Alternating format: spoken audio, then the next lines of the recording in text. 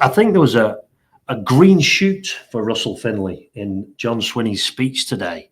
Swinney's obviously feeling more confident. He's obviously feeling a little bit more bullish. And even though he's got to be careful, he's going to try and not make any mistakes, he still needs to win back quite a large percentage of disenfranchised independent supporters who don't think the SNP go far enough on pushing for the breakup of the UK.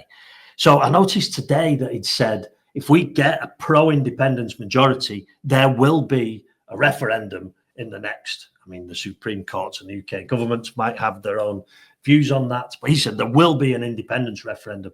The thing the Tories want more than anything is for Scottish independence to climb back up to the top of the political sort of hit parade at Holyrood. If that's the number one issue, the Tories will clean up, because they are without doubt the strongest party of the union.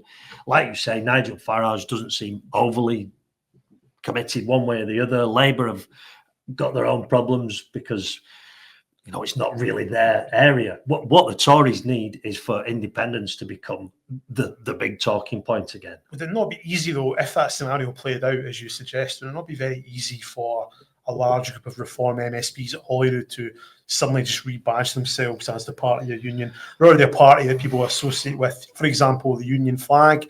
They're very, British patriots is kind of their thing. Would people not trust them with the union? I think the Tories are trusted with the union. I think that's their number one selling point. When the union's under threat, Scottish voters who don't want to see, they might not be diehard unionists or to whatever term, but they don't want the risk of breaking up the UK.